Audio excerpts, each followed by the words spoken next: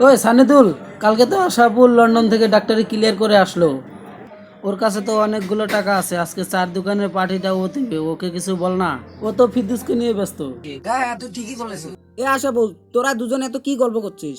তুই তো কালকে লন্ডন থেকে আসলি, তোর কাছে তো অনেক টাকা, আজকে চায়ের দোকানের টাকাটা তুই দিবি। আরে বন্ধু রাখ, আজকের পার্টি তো আমিই দেবো। শুধু পার্টি দিলে চলবে না, ওই পার্টি দেওয়া লাগবে। আরে রাখ, দেবো তো, এত অস্থির হচ্ছিস কেন? আরে তোকে শুধু গল্প করবি না চায়ের দোকানের ভিতরে যাবি? ঠিক আছে চল।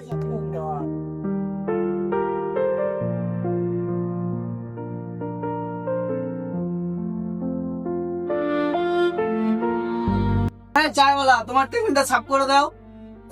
এই জানি কি দেখছিস, টেবিলটা সাফ করে দিয়ে আয়।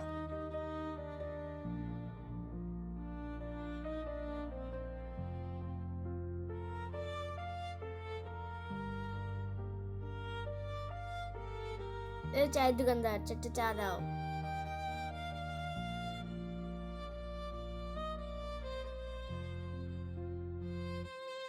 আরে আশাবুল, শুধু চায়ের অর্ডার দিলি, চায়ের সাথে কোনো কিছু না হলে কি চা খাওয়া যায় নাকি? চারটা বিস্কুট নিয়ে আয়। চারটে বিস্কুট দিয়ে তো।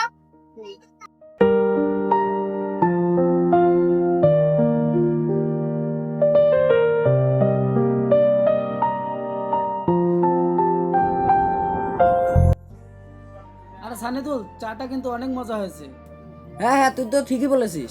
আরে আমি দাদুর কাছে শুনেছি এই চায়ের দোকানের চা নাকি অনেক নাম, আজকে চা খেয়ে বুঝতে পারলাম। আসলে চাটা অনেক সুন্দর।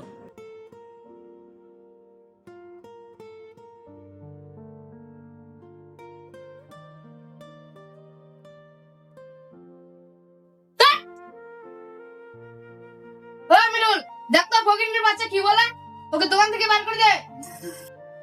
চল বাড়া। শালা ফকরি বাচ্চা, তুই খাবি? তোর কাছে টাকা আছে? আ আ আ চল। এই দাঁড়াও, কি হয়েছে? ওকে এরকম টেনে নিয়ে যাচ্ছ কেন? আরে দাদা ওটা পাগল। আর দাদা, যখনই দোকানে কাস্টমার দেখে তখনই দোকানের ভিতরে চলে আসে আর তাদের কাছে খাবার চাইতে লাগে। আরে ওই বোবা ছেলেকে একটু খেতে দিলে কি তোমার দোকান বন্ধ হয়ে যাবে নাকি? হ্যাঁ, তো ওকে দূর দূর করে বের করে দিচ্ছ।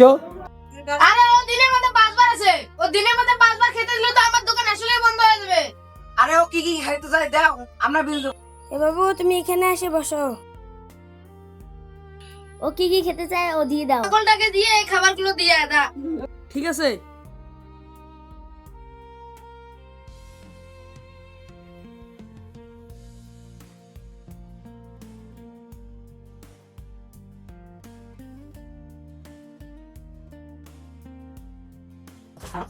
ইস আশাবুল, দেখ বোবা ছেলেটা কতদিন থেকে মনে হয় খায় না, কিরকম করে খাবার গুলা খাচ্ছে।